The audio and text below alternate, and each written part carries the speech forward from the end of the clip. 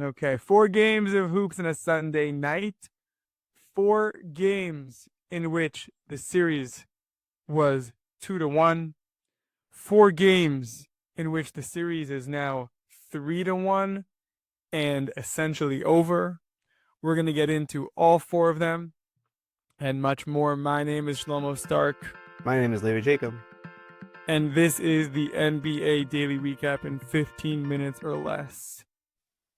All right, Levi, great night of hoops. Definitely, I should say, a great morning, a great afternoon of hoops. It got a little worse as the night went on. Let's start here. I mentioned in the intro that uh, 4 series were up 2-1, and last night they all changed to 3-1. I don't want to start with game of the day. What I want to start with is let's start with the game in which you think it is the game of the 4 which is most likely for a 3-1 comeback, like a 4-3 comeback. That's exactly where my brain went. That was good. We're in sync. Okay, great. Which is most likely? I would. I'll just be yeah. You know the options, but I could say them out to you. You have Indiana, Milwaukee, Boston, Orlando, Minnesota, LA, and New York, Detroit. I feel like the answer has got to be Minnesota, LA. I agree.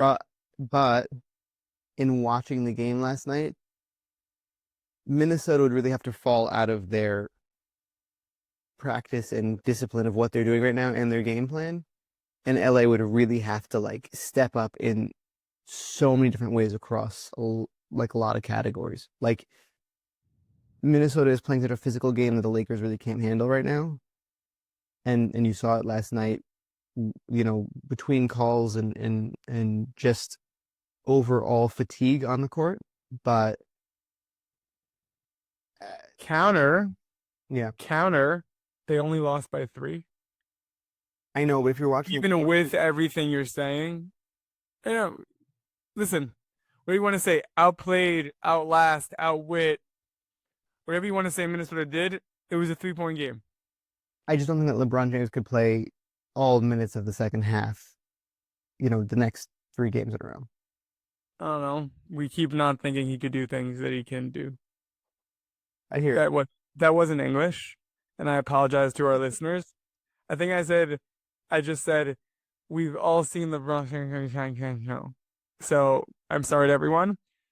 We've seen LeBron time and time again do things that we don't think he can do. Let's start with the game, and then we'll maybe get into we'll lay out the case for the Lakers winning the series, which is unlikely. Uh Minnesota wins 116-113. You watched this game. I watched the first 2.5 quarters and fell asleep. And then I watched the end of it like when I woke up. Great game by all accounts. I don't think there's any doubt about that. Anthony Edwards, just tell me what happened here because I was sleeping. When I went to sleep, Anthony Edwards got hurt. And then I woke up and they're like, "Oh, Anthony Edwards scored 43 points." I was like, "He didn't have 43 points when he got hurt." So yeah, it was just what happened there. Um, I mean, LeBron took a tumble. It looked like he like literally destroyed Anthony Edwards' leg. That's what And I then thought also. Yeah. and then similar to there was like stories about like young LeBron where LeBron, I don't remember who it was, it might have been Jeff Teague or something, that said like LeBron's like ankle like touched the floor when he was playing against him. He was like that guy's definitely lost the ankle. And then LeBron like, was like, okay, I'm ready to go. Like that's exactly what that's exactly what happened. Anthony Edwards like I think they took a timeout. Anthony Edwards was like limping a little bit, came back out. It was right before halftime. He came back out after halftime.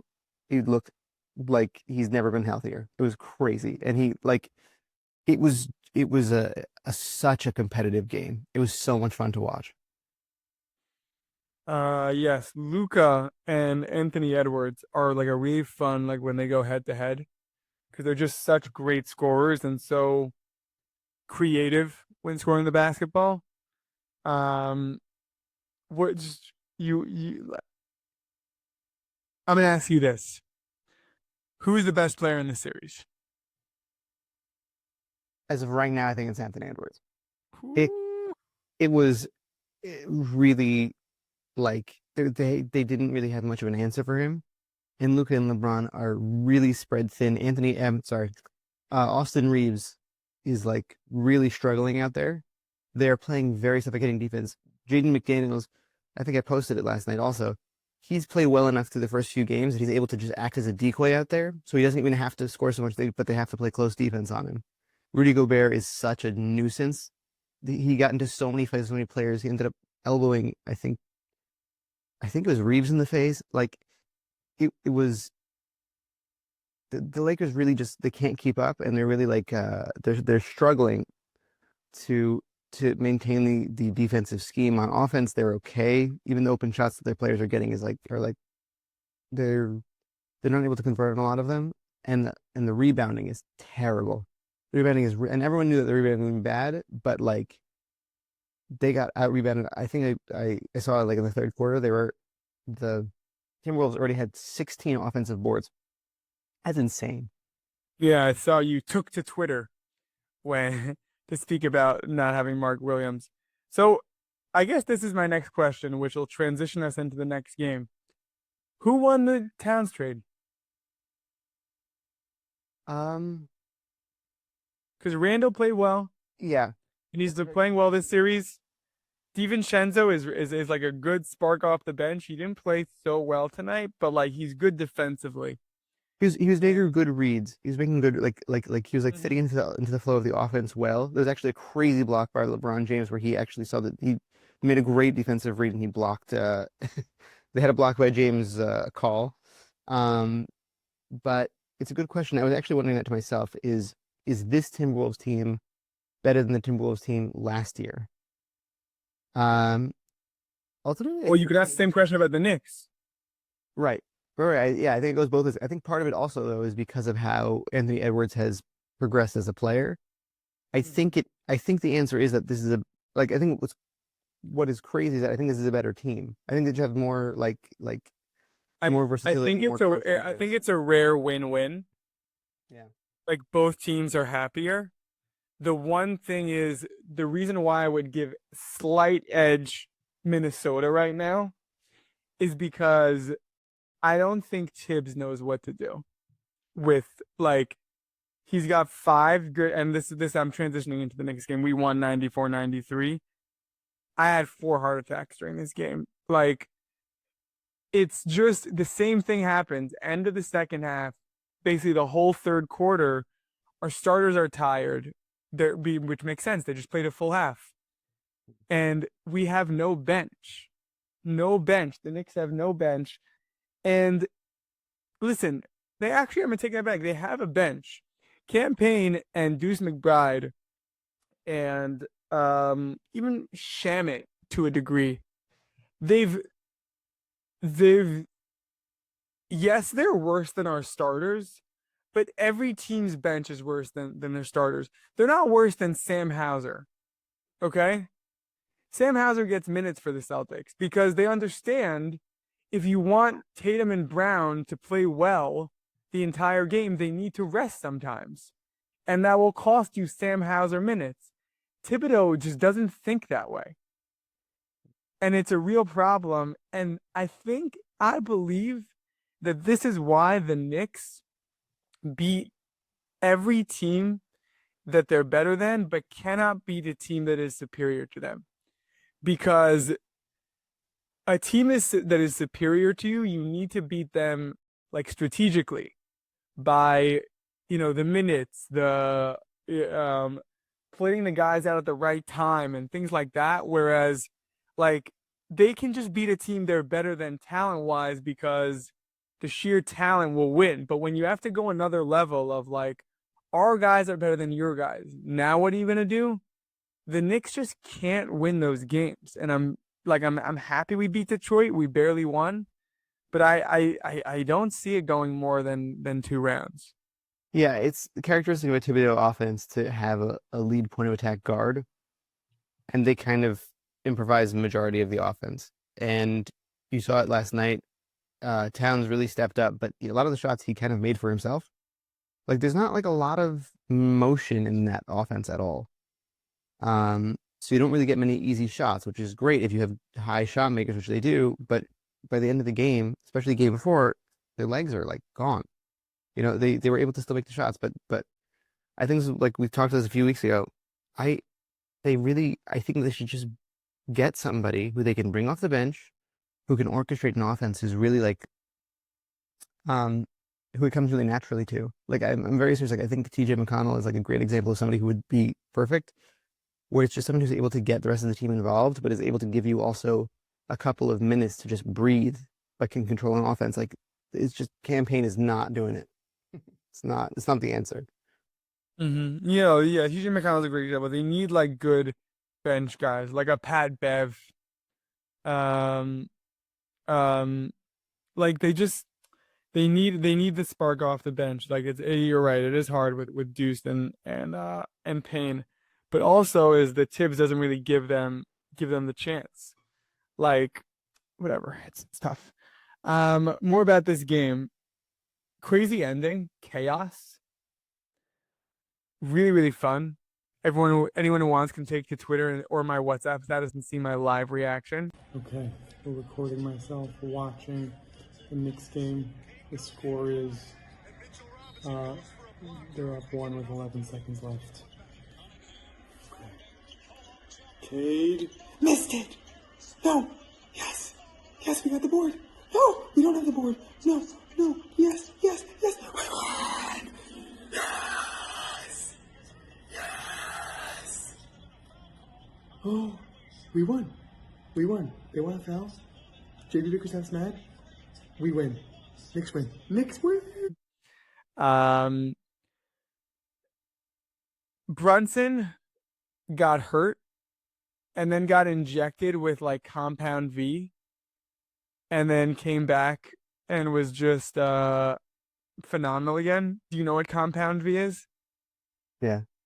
Yeah, it was this good. It was a good yeah. Yes, I was hoping you'd get the reference. I hope our listeners get it too.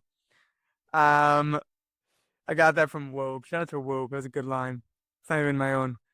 Um, I really like this Knicks team because Carl Anthony Towns, just when I'm starting to get mad at Towns and Bridges that we made their stupid trades and I missed the Knicks team from last year.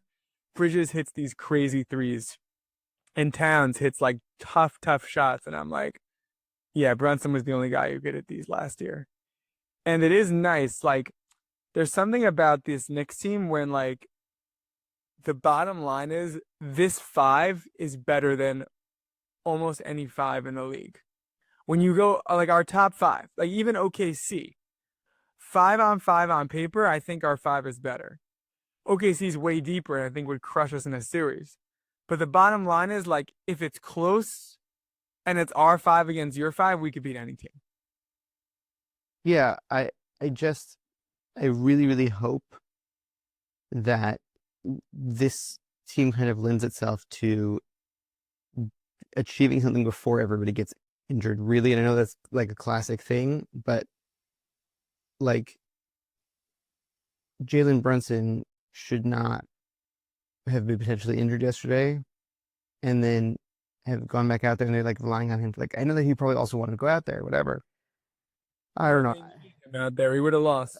100%. What I'm saying, but I don't think it should be that. Like, it just shouldn't be that breakdown. You know what I'm saying? Like, if you also need to go into the rest of the playoffs, you still need him. So they I don't know. Yeah, Tibbs needs to chill. Just like, bro, let's lose the second quarter, like not the third. Like I think they've won like every first and fourth quarter because the first game we're super fresh. First quarter, I mean, we're super fresh. We're like, let's go, and just like the Pistons in the first quarter looked shell shocked. They were like, this team is scary because when the Knicks are like fresh and on, and it's those five, I really think they're the best team in the league. I really do. Like I'll fight anyone on this. Like, do you want to fight me on it?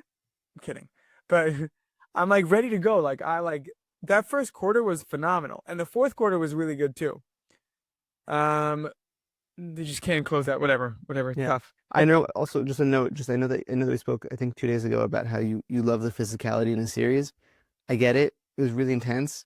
I I really like these players to come out of the series, being able to go into the next series, it worries me every single time. Like whenever somebody takes like a tough fall, I'm like, please get up. Like it really it's rough out there. They're Yeah. really not they're letting a lot go. I also just want to say this as a Knicks fan and that I know this. They are a very dirty team, and I don't care. I hope every Pistons falls down and dies. Like um, of course, not really die, just die out of the series. I don't want a death. I'm sure they're all great people, but I basketball hate them. Just Levy's reaction scared me. I don't want to get canceled, but um, we're big enough now that I can get canceled. Um, so I don't want to get canceled. I really hope Tim Hardaway Jr. lives a long life, but I hope that he tweaks his ankle just a little bit so that he would just not play another minute in this series. Screw him and Tim Hardaway Sr., who had to watch the whole game cheer for him. Okay. The next two games were kind of boring. Uh, I'm good to like kind of combine them into one. They've had very similar stories, but Boston beats Orlando and Indiana beats Milwaukee. Dane got hurt right in the beginning. I saw one tweet that said it's severe. Do we have news on that? We don't have news, but people are very worried that it's a Achilles.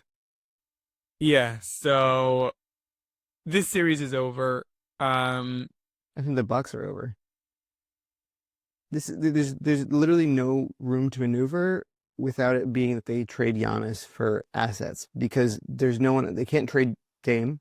They're not trading Dame if he does have a torn Achilles, no one wants him. They can't trade Kuzma because no one wants him. There's literally nothing to do. You trade Brook Lopez and Bobby Portis, like okay, I think that this is not this is like right, here to match and you you up can't run it back, and you can't run it back. because Dame is like Uh, the be 36 or whatever with a torn Achilles. Like it's not. It's just terrible. This is like the yeah, exact situation. it's a real sliding doors moment, that Drew Holiday trade, because the Bucks were like a top team, But the problem with and it was, what's his name? Chris Middleton didn't have it anymore either. Like it, they needed to no, do right, but something. I'm saying yeah, but like doing the Drew Holiday trade in theory, what not in theory, like what it ended up doing was it made the Bucks worse and the Celtics better. Yeah, That's what ended up happening. Like if they just ran it back, if they're like, we don't like Drew Holiday for Dame Lillard because that's a bad trade for us, which it ended up being. Like so, they yeah, yes, they need to do something, but they're like, we have to run it back.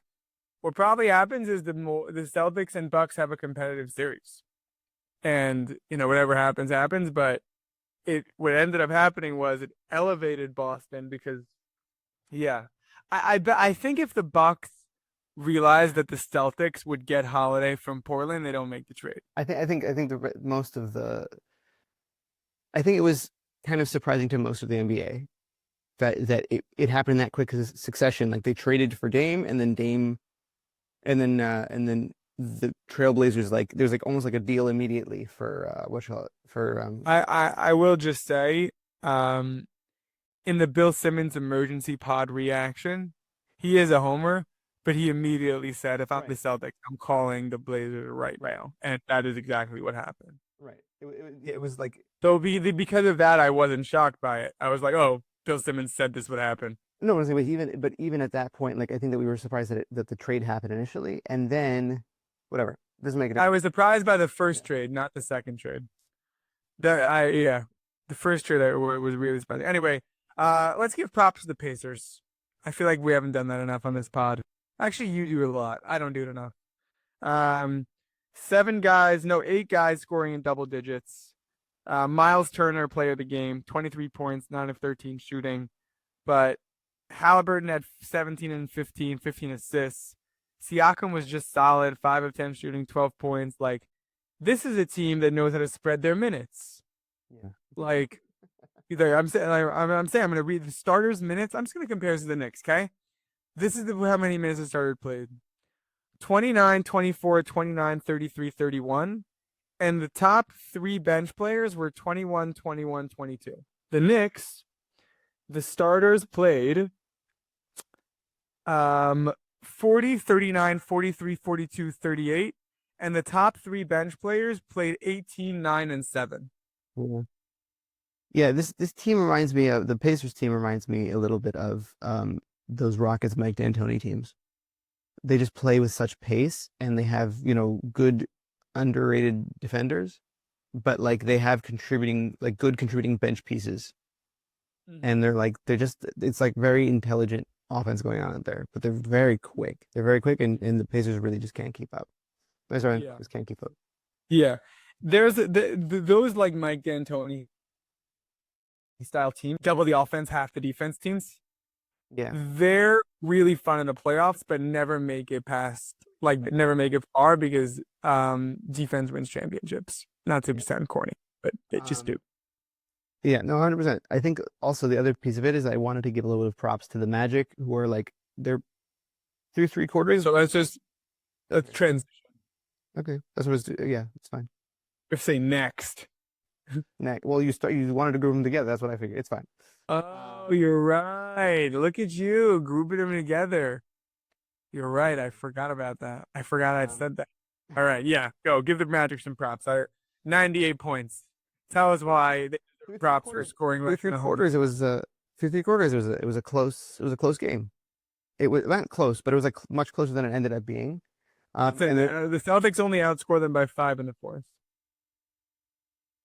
And I hear it, but I'm saying it was a closer game, meaning like in the fourth quarter you're like, okay, like there's obviously a difference in separation here, but like they were fighting. They were putting on. Yeah, I'm making fun, but I understand what you're saying. It's like you're saying this is gonna be a gentleman's sweep, and the Magic were better than that.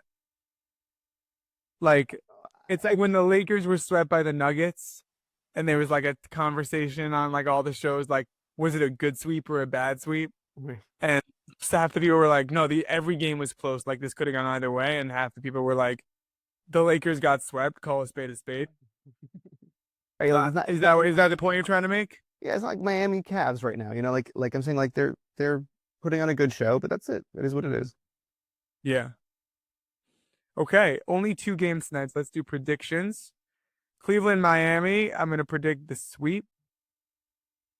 Yeah, I think they've been too good to like think that there's anything else there. Yep, Miami's been a 1-2-3 Cancun team. Houston, Golden State. Who do you think is favored? Oh no, that should be me. Sorry. Who do you think? Whatever. Sorry, I'm looking at the line. I'm already looking at the line. Like it's not gonna happen. But yeah, so we got it's up 2-1. That series could in theory end also. The Warriors are up 3-1. Houston's not going to win that. But if it's 2-2, I really like if the Pistons tied today at 2-2 or the Magic, honestly, I still would think that the Celtics and Knicks would win. Yeah. But if Houston ties it or if the Lakers tied it, or if the Bucks tied it even, I could see it going either way. So I'm going to say Warriors though. I think that if Jimmy is back tonight, it's closer. I think that the Warriors could win. If Jimmy is not, I don't think. I think that the Rockets are too hungry to let a game like that happen again. I think that the Rockets would win if Jimmy's not back. Yeah.